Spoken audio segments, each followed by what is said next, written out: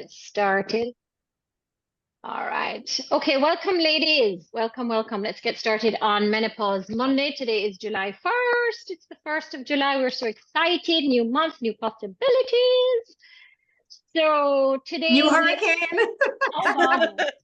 No, we don't want that. We don't want that. But today is going to be a great session. We have Professor Karen Carpenter with us. I have your bio here, Dr. Carpenter, so I'm going to go ahead and read it, and then you can add or subtract whatever you would like, but I'm just going to give a quick read. So, welcome, Professor Karen Carpenter.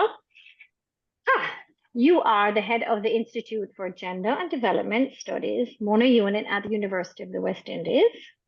You are a licensed counseling psychologist in Jamaica and a Florida board-certified clinical sexologist. That's exciting. Dr. Carpenter is also the director of the Caribbean Sexuality Research Group Clinic, which is also at the University Hospital of the West Indies. And guess what? She has written books. Her books include Love and Sex, The Basics, Questioning Caribbean Jewish Identity, Interweaving Tapestry of Sexuality and Culture and Language, Race and Global Jamaican. Dr. Carpenter is also the host of Love and Sex on Facebook.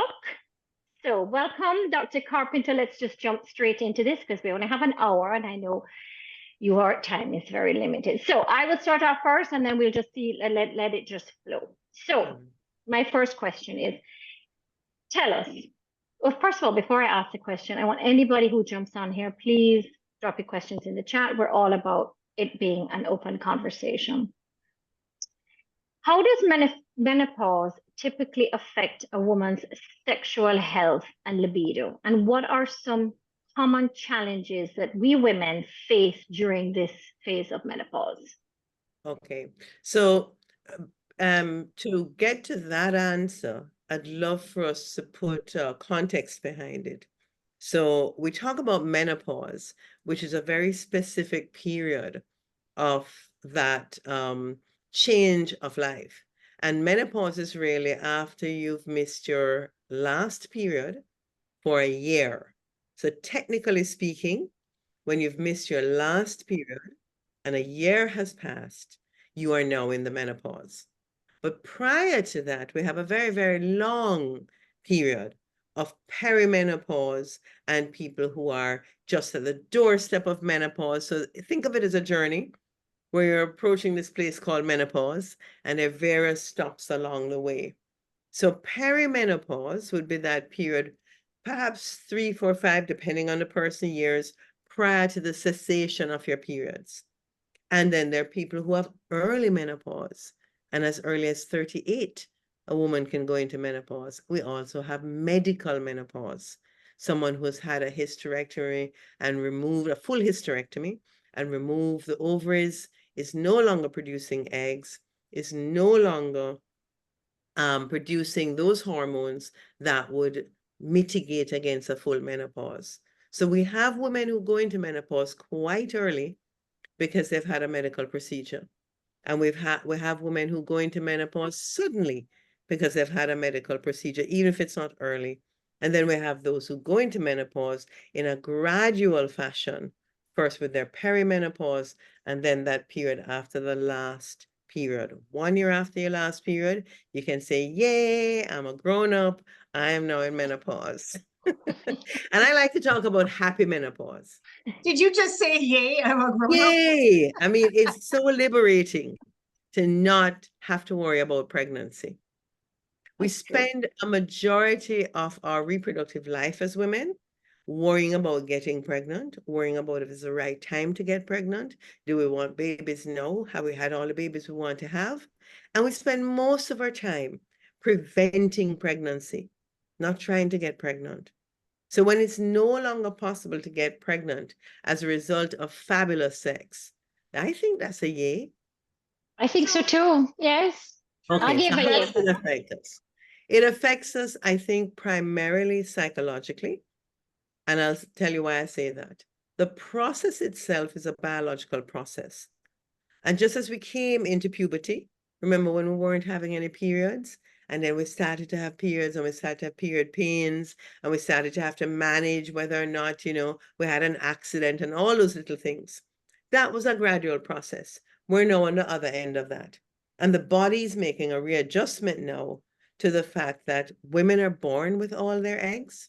Our eggs mature when we come into adolescence. And so we have thousands of eggs that are left when we come into adolescence. But when we come into our reproductive years, which is usually for westernized cultures about 24 to 34, 35, 36 kind of thing, that's when people are settling down and having families. We have still thousands of eggs. Those eggs are not created new every day. So they're aging with us. So I think you know where I'm going. So it is Yes. actually beneficial that we get to a point where those eggs are not as viable as they would have been were we younger and were they newer eggs. And I'm trying to be as simple as possible. So Yes. it is sensible that our bodies now shut down that reproductive factory to prevent deformities, to prevent health concerns for both the woman and the fetus, and to move into a new phase of sexual health, which is that phase, as I say, where you can have sex like a man. It's the first time you're going to have sex like a man. Think about it. When a man has What do sex, you mean? What do you mean have sex like a man? I mean, when Have he sex and comes, can't get when pregnant? when he comes to have sex, he's not worried about pregnancy. Mhm. In fact, if he's intentional and you guys are trying to have babies, he's intending for you to become pregnant. But outside of that, the typical male, and we're using a generalization, comes to the sex act for Mhm. pleasure, not with a worry about, oh my God, did the condom come off? Oh my God, am I going to get pregnant? Oh my God, what if I miss my next period? That's not Mhm. what he's thinking. He's thinking Yes. about the pleasure. And for the first time, we can immerse ourselves in that sexual experience without any of those concerns, particularly if we're taking care of the STD and STIs. Yeah. Right. So we all of a sudden know, as you, and I think that's a great perspective, that we have a sexual freedom, as it were. Absolutely. But Absolutely. but as our hormones shift, not only do our reproductiveness shut down, but the things that make sex potentially pleasurable for us and the desire, and there's a whole bunch of stuff, right? So what the Now, changes that our there's a hormones are fallacy. changing. There's a fallacy. That is a Okay. fallacy. And it's a fallacy because if we look at it from a biological perspective, from a neurological perspective, from chemistry, because the human body is a chemistry lab. Yeah, Natalie, you know that. You know the chemicals that we can put in and take out. And first of all, we're born with a certain genetic disposition, and we have to accept that. We're all born with a genetic disposition that our parents gifted us. Whether good or bad or indifferent, a lot of what we're going to experience in menopause has to do with genetics. Look at the way your mom experienced it, your grandmother experienced it, your aunts experienced it. And that tells you a lot about what's likely to happen with you. Now, we can make some other adjustments, certainly, and we can make it more peaceful and pleasurable. But primarily, you're going to do what your genes tell your body to do. Yeah? Mm-hmm. So Mm-hmm. when women, and if you ever look at a hormone chart for aging for men and women, you'll see that all of us begin high levels of that distinguishing hormone. So for men, it's going to be testosterone, and it's like hair on a drawing, right? Right up to their heads. And in women, it's going to be estrogen. It's all the way up here. And as we age, it goes down, it goes down, it goes down, it goes down.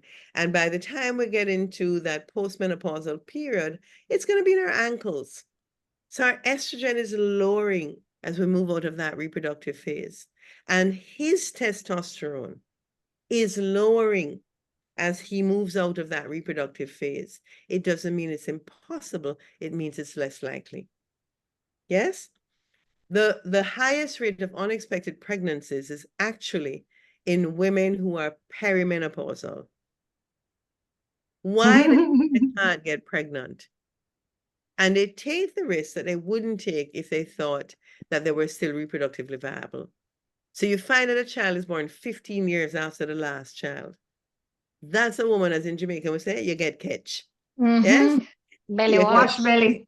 Mm-hmm. wash belly. So, Mm-hmm. so as our estrogen is lowering, our testosterone relative to our estrogen is high. And testosterone is a sex hormone. So it is not your hormones that are not desiring sex. Your hormones are perfectly in place for you to have great sex with a man whose testosterone is not lowering. I'm not saying anything. I'm not persuading it. Natalie, you're good at Karen, interrupting what I say. are you So are you suggesting that the cougar? I'm just saying that if a woman is experiencing the freedom of not getting pregnant, has a higher testosterone level relative to when she was full of estrogen, then she's likely to want sex and be able to enjoy it. And if the man is the opposite, he's likely to enjoy it less and have less desire for sex. And he may often attribute this lack of desire to his partner. And so he'll go out seeking a younger partner, a different partner, in the hope that this will engender his sex drive. And when he discovers that it actually doesn't change and he can't get it up and keep it up, then he starts to look at his own body waning. The woman is now rearing to go. But perhaps when she looks at the partner she now has, he is not the fellow she married or the fellow she settled with 20 years ago. So he may have to do something to keep himself attractive. And we're not focusing enough on keeping the men attractive. We worry about women and their youthfulness, but that's because we worry about women and their reproductive capacity.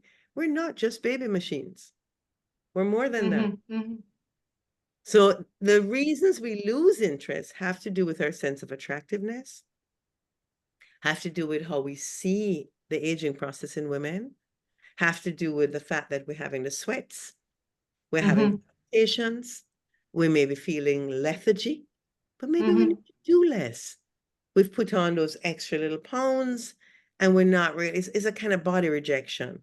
We're not really happy about how our bodies look because they don't look like 15-year-old bodies. Well, I don't think they should.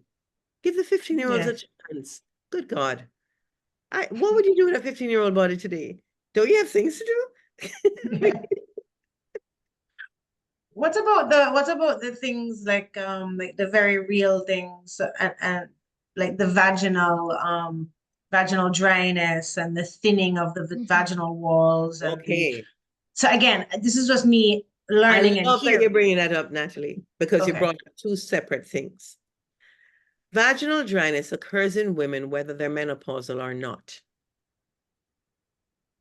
So why we see it as a feature of menopause is beyond me. I know 20-year-olds who have vaginal dryness. I know 20-year-olds who do not lubricate when they're about to have sex. And lubricating as you're about to have sex is not a signal of how horny you are. Although most men believe that if you're very wet, you must be into them. That's your body doing its thing. The body is a machine and it does what is natural to the body. It receives stimulation and therefore produces what we call sort of a sweating in the vagina that gives you that lubricant. But there's some women who are quite dry even without menopause. So that's not necessarily a feature, although for some women that becomes a feature.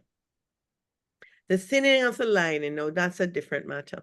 And the thinning of the lining, I would generally, and I don't have the statistics to prove this, so I must ask my friends who are gynecologists, I would want to look at the extent to which a woman is sexually active and the thinning of the lining. You know, we have that phrase, if you don't use it, you lose it. You know, Natalie, that vaginal health comes from exercising those muscles within the vagina, ensuring that you do your Kegels or Kegels as people call them, ensuring that those muscles, those tissues are getting stimulation, whether self-stimulation or otherwise. Thinning of the vagina, I find that the clients who come to me who have that challenge have often not been sexually active for some time. The vagina is a happy environment and it renews itself. The vagina has no age limit on when it wants to stop having sex or start having sex. It has none of these conceptions. Those are between the ears. And if Wow. you're Okay. normally healthy and you're not experiencing any particular health concern, there's no reason why the lining should thin automatically because you've stopped having periods. Mm-hmm. It thins as it is in disuse, or if you have some kind of illness. Mm-hmm. Yeah. Okay, now we can yay menopause. Yay, menopause. I love what you said about the whole vagina part, and there's no age limit. I think that is incredible, because I think as women, this is what we come. We're in menopause, we're getting Yeah. older, things are dropping, things are drying out, and it's this whole thing. So let's talk a little bit about from the psychological point, because you did mention that a while ago, I that think it's that's the in biggest there. issue. Yeah. Yeah. So how do we approach it? How do we go All at right. it? Where do we start? So one of my set phrases, and you know we have these phrases that we trot off. So one of my set phrases is, don't ask somebody to do for you what you're not willing to do for yourself. Don't ask somebody to do for you what you're not willing to do for yourself. Many of us want a man or a woman to turn us on. No one turns you on. I turn myself on when is really the question here. I turn myself on when I think about Aquaman. Yeah? I think we all turn on to that. Now we have found you out. No, you know. I turn myself on when I hear fabulous music. I turn myself on when I'm showered and I'm wearing negligee. I turn myself on when I use my whips and chains. I turn myself on. We don't take responsibility for our own erotic sense of self. We are erotic animals. We are erotic beings, and that resides with us. Nobody turns us on. No, you could say I get turned off when my partner has on underwear that looks like a skirt. Because some men, they wear these briefs until they look like a skirt. I don't know where they're going with that. I turn myself off when my partner doesn't shave or shower. I turn myself off when my partner nudges me in the middle of the night and goes, you want some? There's absolutely nothing sexy about that unless you were already turned on. Yeah? So we have to watch how we fall into bad habits, non-romantic, non-erotic habits with our partners and with ourselves. You don't want to turn yourself on, but you want somebody to turn you on. Really? Where'd I do that? There's no way you're going to engender romantic energy, erotic exchange between you and your partners if you haven't turned yourself on. If you're not carrying the sexy, why do you expect somebody else to bring it? This is something that bothers me. So how do we do that as women? Because there are some women who don't have that self-esteem in them, maybe to do that for themselves. They're shy, they think it's taboo or whatever that is. How do we get the message across to ladies that, listen, you got to do it for yourself before you have somebody, as you said? How do we foster that? I remember a podcast that Natalie and I did with Scorpio. Natalie, you remember that one? Oh my God. And Granville is like my best bud these days. Isn't he? He's like one of the most wonderful, beautiful men you could ever speak to. For I real. think we have to begin by admitting that we have a problem with self-pleasuring. And then we have to look at what is the problem. Is it that I don't think I deserve pleasure unless it's coming from a man? Is it that I find my body repulsive? And if so, why? What parts of my body do I reject? All of us have parts of our body that we don't like. But if you like 80% of your body, what's the problem? You're not going to like everything about another person. And I'm not suggesting that you stand up and take pics of the 5 areas of your body that you love and just constantly put that online. I'm suggesting that you're compassionate with yourself. And that you're compassionate with that body that's been on the planet for a while and has had babies or not had babies and is still able to receive and give pleasure. And I think that's where we talk about the self-esteem issues. Because giving and receiving pleasure is part of being human. It's a natural, basic human capacity. Certainly in psychology it is. Yeah, definitely. Without a doubt. And I wish more women would stand up for themselves by doing that, because that's, as you said, we are in control. We are in charge of what pleasure that we give ourselves. Why not stand up for ourselves and make that happen? And this other thing is, it's hard if you're in a partnership, because partnerships change and people change within partnerships. So much happens to us throughout the life course. And those of us who are in partnerships have to really consider that the other person may not be getting what they want either. And So they let's may talk not, about that. Let's talk about that, because I and they think may that's not be able to give us what we want now. Mhm. What we wanted at 25 is not what we want at 55. Mhm. Come on. I wouldn't want to have 25-year-old desires at 55. That's crazy. Yeah. But yes, I'm sorry. Go ahead. No, I'm just saying, how do we have that discussion? Because I think that partnership aspect is very good. We can have these internal desires and thoughts, but being able to communicate that to our partners is, I think, where a lot of women don't Follow, express. yes, They fall yes. down. They don't express. So how do we encourage women or guide women on how to have that?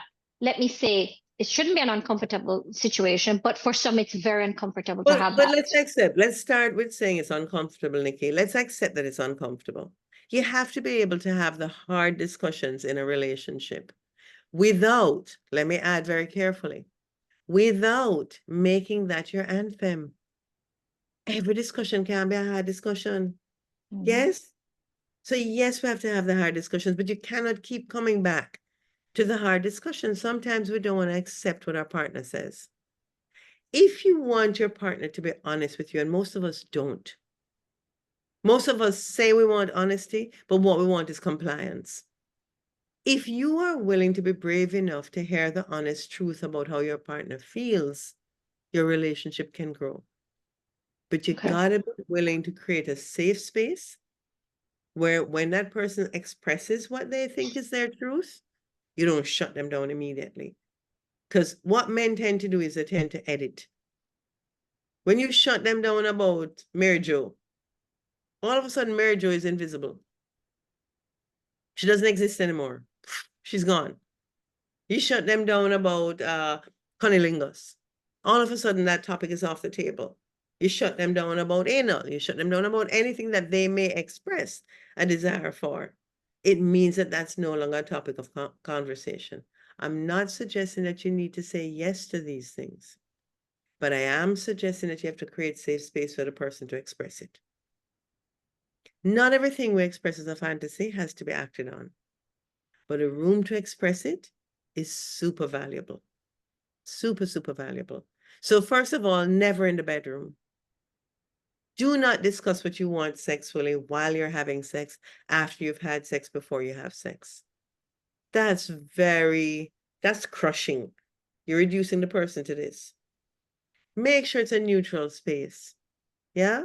Go for a drink. Have a cup of tea. Take a walk and say, can we talk about something that I find a little bit embarrassing? I'm admitting to you that I'm embarrassed to have this conversation, but I really value the relationship enough that I think I want to have it. Can you listen without interrupting for a little bit? The other person may need to take notes. So they may say, no, if we're taking a walk, I can't do it now. Wait till we're sitting down and I can write down what you say. Otherwise, I'm going to interrupt you. That's fair. And then try one of your smallest, greatest fears. Try the small one, right? Bring that up, see how the person responds. And then you develop a language for saying these things back and forth. When your partner expresses to you that, boy, I don't really like cunnilingus. I don't enjoy it. I know you get a lot of pleasure out of it, but I don't want to do it. Take it on board. Figure out, try to have the conversation about, maybe I don't know enough about how many ways you can do that. Maybe there are ways that we can do this without it being offensive to you. Maybe we can find a way to meet your needs and my needs at the same time. Most people just will never have that second conversation. They'll just drop it. They'll just say, okay, that's off the menu. That's not fair to either of you. Yeah? I don't like giving blowjobs. Suddenly it's off the menu. Okay. Well, maybe you don't like the way you're receiving the blowjob now. Perhaps we can find another way to do it. Perhaps we need some advice. Perhaps we need some professional help. to figure out how to do it in a way that satisfies both our needs. There are lots of ways of doing any of the things that are on the sexual menu. To have that You know? conversation. We talk about the partner and having that conversation. What happens to a woman who she has the sexual desires? She's in her, as you said, the menopause, and she's ready for it, and he doesn't. Yeah, she's ready to rumble, right? She's like, let's go. Let's go. What happens when the husband or the partner maybe has low testosterone, doesn't realize, doesn't want to perform because he knows he can't perform? How does, what happens there? How does she have that conversation? Because men, we know, are going to take that deeply. Nikki, everybody takes that deeply. Sexuality is such an intimate part of ourselves, as well as an intimate act between people. And the intimacy doesn't come from the sex, it comes from the communication. 9 out of 10 times when I have a conversation with an individual or a couple about that kind of sharing, what they tell me, they should be telling their partner. It's safe to tell me, but they feel unsafe telling their partner. It's safe to tell me because I have no vested interest. And it's safe to tell me because I can't judge what you're saying. I can only help you to do it better. But 9 out of 10 times what they've told me, they should really say it to the partner. So I'd say rehearse in front of the mirror and rehearse on your phone. Rehearse just by talking to yourself about how you can say these things kindly and then raise the issue. Your partner might say to you, well, the truth is, I don't have any desire. I haven't had any desire and I don't get an erection in the morning anymore. And that's the first thing that you want to know.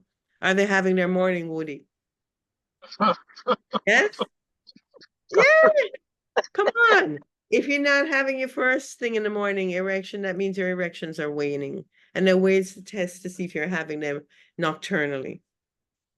And usually a man's erections in the morning will wane after about 30, 40. It doesn't mean that every man is never going to have a morning erection again. And most men think they wake up with a morning erection. That's not true. A morning erection wakes you up. If you're having a good, proper erection that says this is good penile health, it will squeeze against the bladder, you'll want to pee, and you'll get up. Okay. That's why men get up and go and pee. It's not because they're horny for you that they have an erection. That's just the body doing its job. Now, that doesn't mean you can't use it, but you may want to use it before he pees. Because when he pees, he may not regain that erection because it wasn't caused by being horny.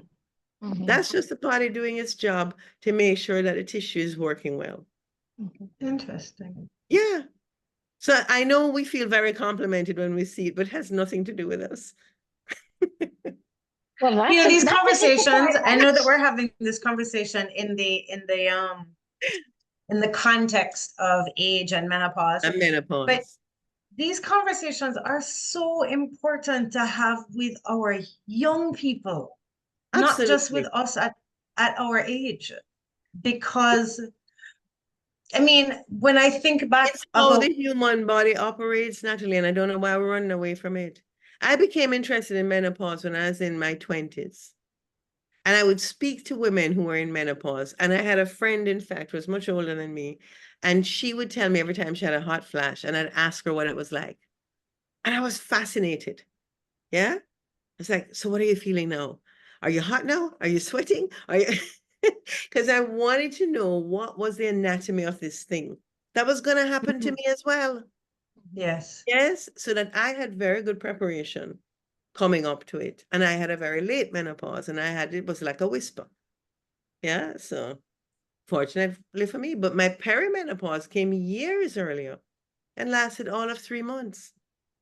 And I never experienced another symptom. So women's menopause is different. Every woman is different. And we can't stipulate. We hear about all these things that happen to women. They don't all happen to any one woman. No one woman who is healthy and experiencing normal health experiences all of those things. Yes?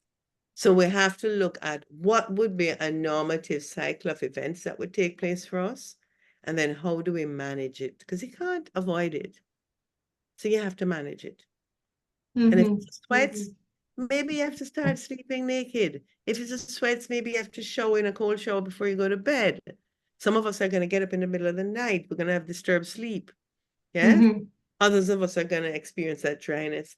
There are so many wonderful lubricants, including the Fire and Ice by Trojan, that gives a hot, cold sensation. Let me tell you, it's a bomb. So there are lots of ways to address it. Plus, Yes. there are topical treatments that your doctor can give you if you're having Yes. vaginal dryness. And if you start with hormone therapy, if you're a good candidate, people who have had cancer cannot do HRTs. But if you start your HRTs as you're in perimenopause, you have a better menopause than if Yes. and like I said, and some of us, my sister, when I asked my sisters, each of them had a different experience, but each of them, it was like a whisper. My mother was the same, my grandmother was the same. But because I had an interest in what it was like for them, I knew what to expect. What to expect for you. Yeah. Yeah. We also actually have a great natural supplement that is compiled by a woman here in Jamaica who has a company called The Healthy Woman, and she does a lot of herbal blends for different female issues at various stages in life. And she has something called Intimacy Enhancer. And the women that come here and purchase it keep coming back. And what does that do, Natalie? It produces more lubricant? It helps to stimulate your body's ability to lubricate when lubrication is required. Yes. Yeah. Yes. Yeah. Okay. And that's So you basically you start taking it like you either take it daily or you take it 3 days before you're gonna, like, if the weekend's coming up and it's a weekend away, you would start to take it from Wednesday. Yeah. And If you will you then have be ready. predictable sex. If you have Yes. predictable sex, which most of us are running away from. Explain. Most of us want that hot and heavy sex that happens spontaneously. Okay. And for that, they say erotic couples start talking about the next orgasm right after the last one. Erotic couples stay with that last orgasm and talk about how they felt about that last orgasm or reference it. And that helps to build the emotional sexual desire towards the next one. Now, I think most of the reason why women lose interest in sex during menopause or perimenopause is because they don't feel sexy about themselves. I don't think it's a lack of biological desire or urge, because that's illogical if your testosterone is relatively higher. Yes? That's very interesting. Yeah, so if we think about it logically, I think we feel sweaty, we feel unattractive, we feel plump, we feel old, we feel all these things that we can address. We can address these things. Yeah, through treatments and stuff. So we talked about, you touched on a couple of tips and stuff. So let's go into specifics, because I think a lot of women want to know, what exactly can I do? So give us some tips on that sex life that women want, but they don't know how to get there and what to do. So give us some ideas of what women, because we are in control, we can create that environment, create that energy. What are some key ingredients to an amazing sex life now during menopause? Goodness. Well, I'm assuming, first of all, that your sex life is with someone. Yes? Because you can't have a sex life with yourself, and I encourage that. Okay. Yes? I encourage that you have a sex life with yourself so that you know what you want to experience with the person. Instead of giving the person this blank roadmap and saying to them, this is my body, you imprint on it what you want. Obviously, that's not going to work. And that's why we fail so drastically at sex. If you know what pleasures you, then you can help someone to pleasure you. Okay. But if you come to a tabula rasa after this many years on the planet, you're telling the other person, well, you just have to find out. You have to be like Vasco da Gama, or Christopher Columbus. get out your compass. I don't think that's fair. So learn your own body. It's not an expedition. Learn your own body. And then think about the things that you enjoy with a partner when you have a partner or partners, and help that partner to figure those out. Now, for some couples, I know some couples say that my partner, my male partner in particular, doesn't want to be told what to do. He thinks he knows my body and how to pleasure me. Make it fun. Get a jar, get 2 different colored Post-its, and each of you put 3 things in there that you fantasize about having. Yes? You take one of his, he takes one of yours. We're speaking heterosexually here. It could be same sex, it could be her and her, it could be him and her, it could be all of them. Onesomes, twosomes, threesomes, foursomes, and moresomes. It really doesn't matter to me. Yes? But you can exchange notes and you can give your partner that surprise that you took from the jar. Yeah? Suppose your partner says, well, I like rear entry. I like, what do we call it? Back shot. I like back shot, but you rarely want to do that. Find a way that's tolerable to give them that as a gift. Sex can be a gift. Yeah? If you say, okay, I prefer when we have a long foreplay, give them some hints as to what you want in foreplay. I don't know why we just use this word foreplay. What does that mean? And I don't think that adults are playing. I mean, we can be playful. I think that's work. Yeah, because what we're trying to get here is for my juices to start flowing in a way that meets your desire. So I'm wanting you to touch me in certain places and do certain things, and I need to tell you, because otherwise you're going to go hit and miss. So I think that's the first thing. Begin to tell each other what pleasures you. But the only way you can know that is if you can pleasure yourself. Or remember from the last time what pleasured you. You'd be surprised it may not pleasure you this time. Circumstances alter situations. That's thing one. Find out by being compassionate of your partner, assuming this is a male partner again, why they may not be approaching you as often as they used to. They may be embarrassed. They may be embarrassed that they can't get it up. They may be embarrassed that you have to introduce some gadgets into the bedroom. They may be embarrassed that it's not enough just to penetrate anymore. It never was enough, but we didn't tell them. 7 out of 10 women cannot orgasm through penetration. I'm going to repeat. 7 out of 10 women cannot orgasm through penetration alone. They need manual or oral stimulation, along with any penetration that they might want or allow.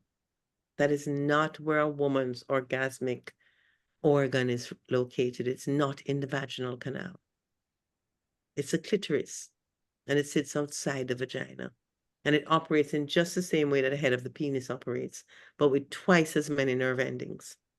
So if we're not stimulating the clitoris, some of us are fortunate enough that the feet of the clitoris go down far enough in that vaginal canal that when you're thrusting, you're actually stimulating the tips of the clitoris. So it's still the clitoris. Yes? So that's something that we have to help our partners to understand, what the role of that tiny organ designed only for pleasure, what its role is. It's supposed to make the woman want sex more, because the more sex she wants, the more likely she is to reproduce. Nature has built it in so that we want to come back to the sex. So those are the kinds of conversations we need to have. And with compassion. Just because the partner eats your way doesn't mean that you get vexed and walk off and that's the end of it. If you're going to do that, you're never going to get anywhere. You can't nag a man or a woman into wanting you sexually. So please, we need to stop the nagging. And in a man's definition, nagging is repeating anything 3 times. They didn't do it 3 times. But if you repeat it 3 times and you go to the 4th and the 5th, you're nagging.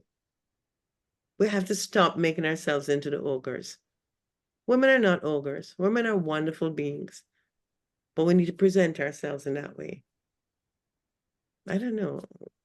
We take on a lot. Take on a lot. Yeah. And especially, for women, as we've talked about, this change that we are navigating so many This other glorious, wonderful change. It's beautiful, but so many women are we talk about being given this information that it's bad, you're going to have this, you're getting old and all of that, rather than changing the story, changing the narrative of how it could be so beautiful. So I feel for some, certainly in our past episodes, we have seen and heard how many women feel that they're grappling so much that they see it as a grappling rather than seeing it as this, like a Yeah. cocoon and butterfly. Like I say, they're in this fighting stage to get out, and they Yes. can't wait to be And this butterfly. I think, Nikki, that's a lot of what causes us the angst. We framed it in such a way that it's a threat. Mhm. If you had told me a story when I had my first period as a tiny little teenager going into high school, just in first form and get period. If you had told me a story that one day I would enter this magical kingdom where I didn't have to have periods anymore, and I could have sports or exercise or do anything I wanted uninterrupted and have amazing sex, I'd have said, wow, that's a happily ever after. But we don't tell that story. Right. We talk about how your reproductive capacity is all that you are. Who is having children at this age anymore? Who are these women that desperately want to have children in their perimenopause and are feeling that life has passed them by? There's very few women who I think mostly just the women that went into early menopause that for whether it and for was medical those reasons or women, not, I truly, that they truly, didn't choose to have Yeah. children when they were younger, and now they can't. I think those are the only women I've come across. And that is really a tragedy, but it's an outlier case. Yes? Yes.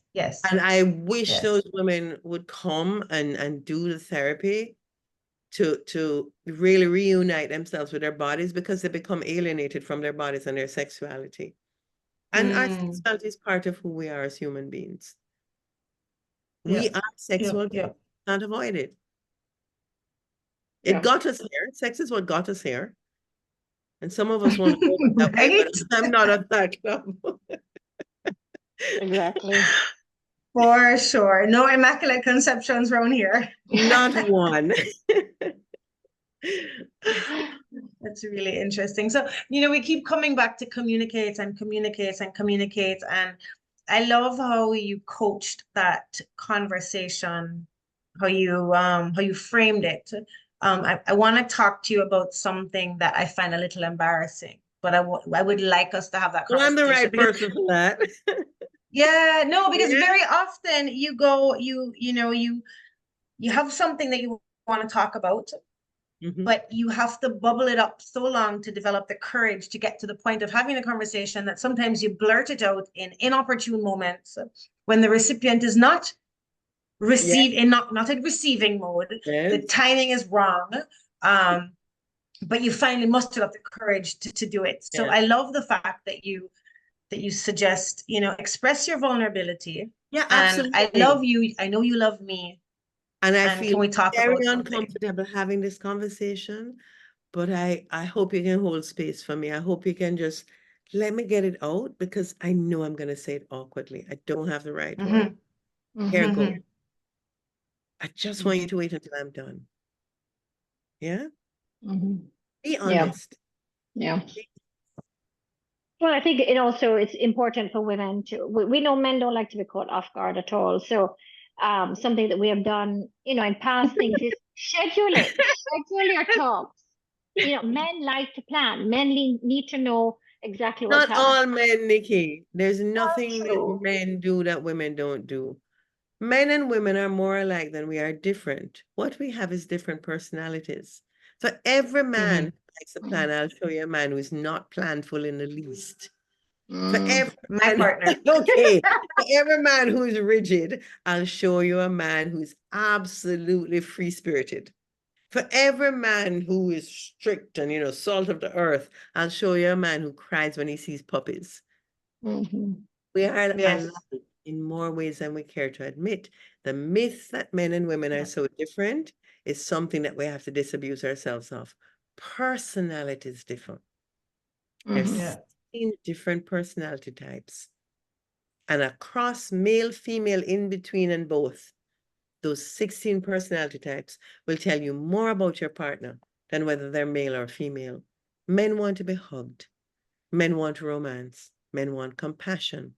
Men want a soft place to come to. They want all the things that we want. And we want all the things they want as well. But we're less likely to ask for it. We want reliability. We want them to be emotionally competent. We want to be able to express ourselves and be heard. We want the same things that they want. So I think the more we alienate ourselves from them, the less likely we are to have a compassionate conversation.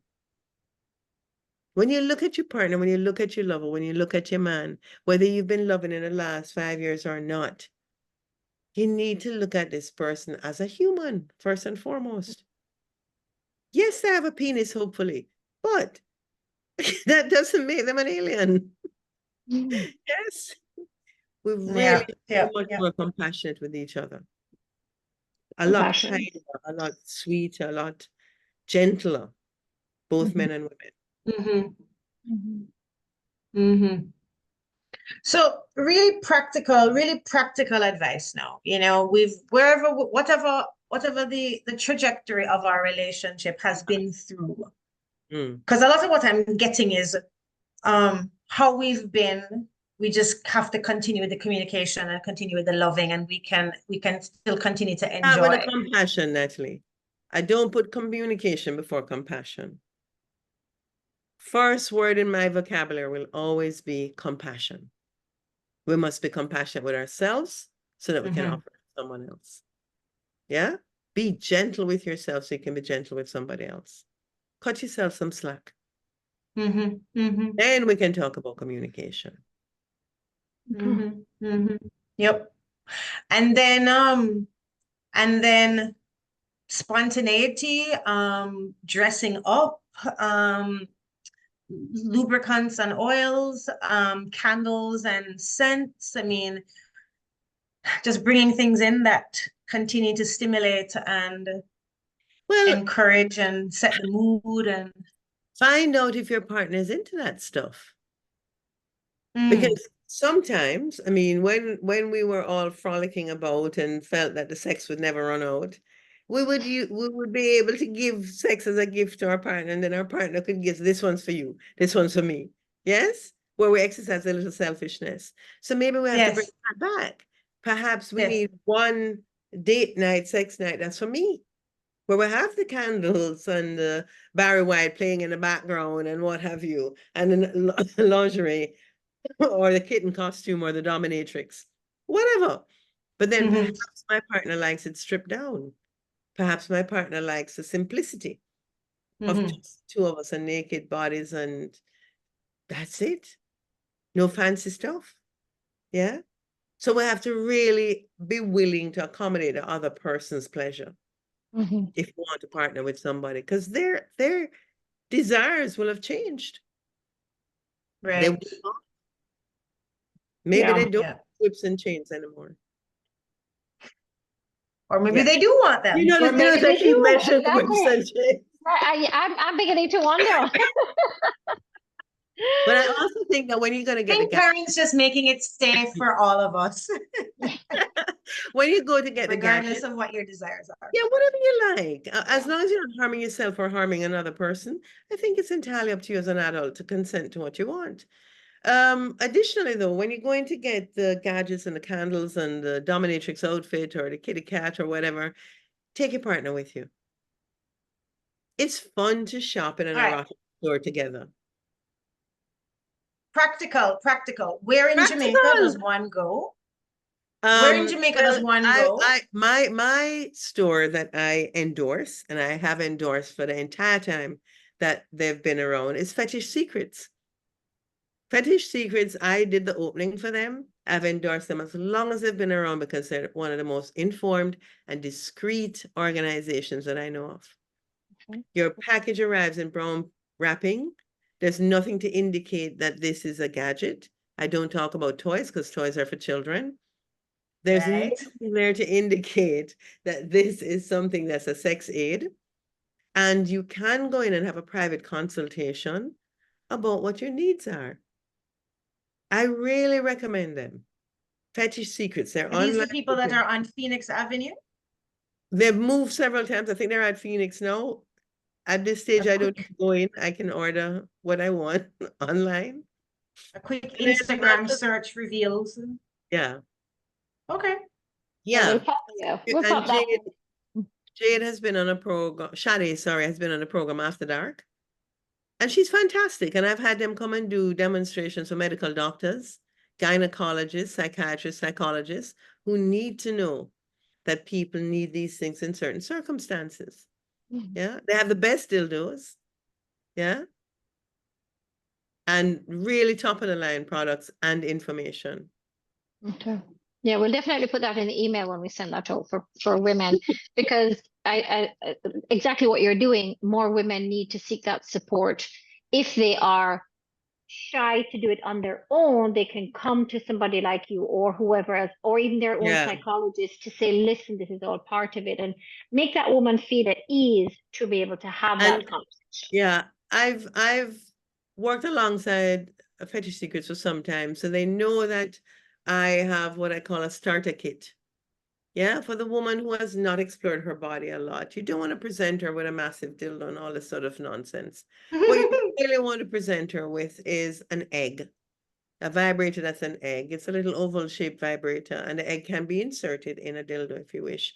But the egg by itself is a lovely, comes in different colors. It's very small. It can be used to manipulate various areas of the body. You know, an edible lubricant is something that you might want to try out, or a hot and cold lubricant, and various small items before we get to the nipple clamps and the other kind of BDSM type items. And definitely when it comes to choosing a dildo, if you're going to use it together, I very much recommend that your partner be present when you choose it. Okay. I see women choosing dildos that are not at all like their partners, which sends a signal that you don't want to send in the bedroom. Are they changing partners? Or there are other ways of building your partner's penis to something that's more desirable for you. And those are also available in the stores. Well, it's good to know that we have them here. I mean, it's good to know that there is that place. Yes, they've been around for ages. That's good to know. Yeah. Yeah. Yeah. And they're very professional. Awesome. In the last sort of 5 minutes or so we had, you touched on earlier about myths. We talked about the myths of when we're coming to menopause, the low libido and all of that. Are there other myths that women are hanging on to that they're using almost as a crutch why they don't want to have sex? I suspect that we have some predispositions, for instance, where we've been taught that we need to demure and we need to always wait on the man to initiate. But when we initiate and the man isn't interested, we become very offended. Come on. How many times has your man or woman initiated and you haven't been interested in? So why do we take such offense at rejection? Women are very bad at rejection. We see rejection as the greatest offense because the man must always want us and he must always want us the way we are. We also don't realize the extent to which the penis cannot function in resentment. The most virile of men will lose his erection if he resents you. When the relationship has reached those toxic portions of the relationship, and we do, we're human, where there's resentment building up, do not expect your partner to approach you sexually.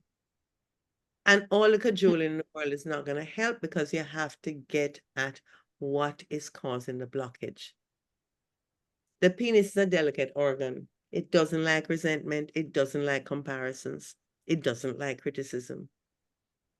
And the man may say he can take the criticism, but the penis doesn't agree with him. Yes? So we have to get those things out of the way. I think we feel that a man is always ready to perform and can always perform under all circumstances. And we don't understand how challenging it is when their own sexual self-esteem has been lowered. Yeah? Because our self-esteem operates in different spheres of our life. We have a professional self-esteem. We have a self-esteem as a mother, perhaps, and caregiver, which may be very high, but maybe our sexual self-esteem is not so great. Yeah? We know areas that we're very competent in and areas that we don't feel so good about it. Well, the same applies to the man. The same applies to the man.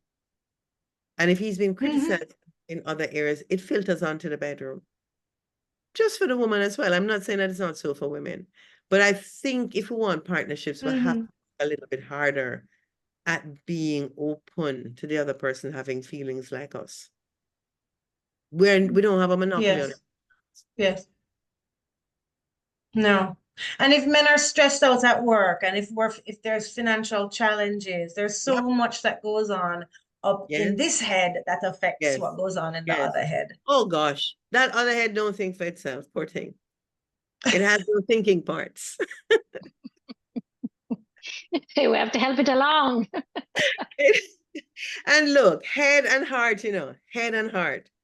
Yeah. My instructors used to say she was so fabulous, Dr. Marilyn. She had a program called Sex with Dr. Marilyn. And that was her accent, Dr. Marilyn. And she said, oh, let's get the heart on before we get the heart on. Okay. And I love that. Mm-hmm. We're back to compassion. Yeah, you gotta reach them here before you reach them there. Mm-hmm. Yeah. I love that. It's a partnership, that is, Yeah. Yeah. Mhm. Yeah. So cool. We could talk for hours and hours and hours and hours and hours and hours. There's so much we could cover. This is what, and I mean, the fact that we are doing this about menopause and we talk about the woman, into this beautiful stage, but for some women, they are seeing it as, well, I don't have any, I don't have that sex drive because of menopause, and I don't have the desire because of menopause. It's almost like they're using the menopause as an excuse. I say the word loosely, but a Yeah. reason Well, why do women do that? Nikki, I would put it a little differently. I think that we have been indoctrinated as women to believe that menopause is the worst thing that could happen to you in the world. And I think as women, we have to reclaim all of our lives. We have to, as women, treat other women with respect, regardless of what stage of life they're in. And if we as women do that for each other, then the other half of the planet has no other choice. But if we buy into this notion that a woman's value is in her reproductive capacity, when she's likely to only have 2 or 3 children, then we've said that everything else about her is rubbish. And that's what I object to. That's the bit that I object to. All women are valuable. And women are valuable at all stages of their lives. And all human beings are sexual at all stages of their lives. What it looks like while you're aging may differ. Maybe your urges are not as, urgent. Maybe you don't need to satisfy it this minute, or maybe it can be satisfied in different ways, but it doesn't make you any less of a sexual being.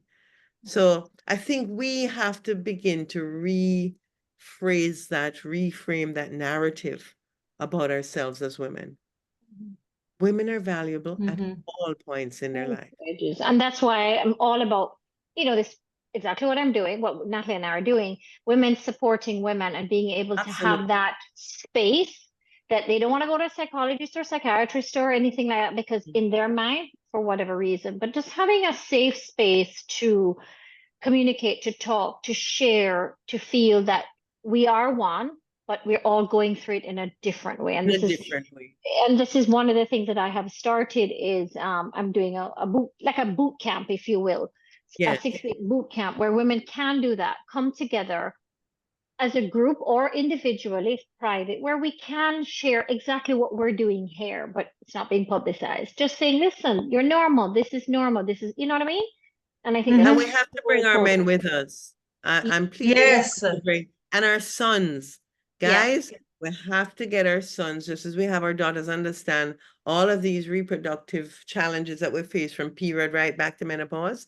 We have got to inform our sons about their own bodies. They have myths that they need to bust as well. And when we have these boot camps, we need a men's boot camp as well. Yes, we need for men to understand their bodies better. Absolutely. Because they despair when they see that that erection is not coming, that desire is not there. They're going through the same thing as us at the same time as us. And we think it's them and they think it's us. Yeah, and we're no, absolutely. Yeah. Absolutely. It's to talk about it. Dr. Carpenter, this has been fabulous. It is 1 o'clock and I don't want to keep any more of your precious time. We've had some lovely ladies on, and what I will do is when I send out the replay with all of this. I'm going to include your information, your contact, everything, if anybody wants to reach out to you for consultation or maybe guidance.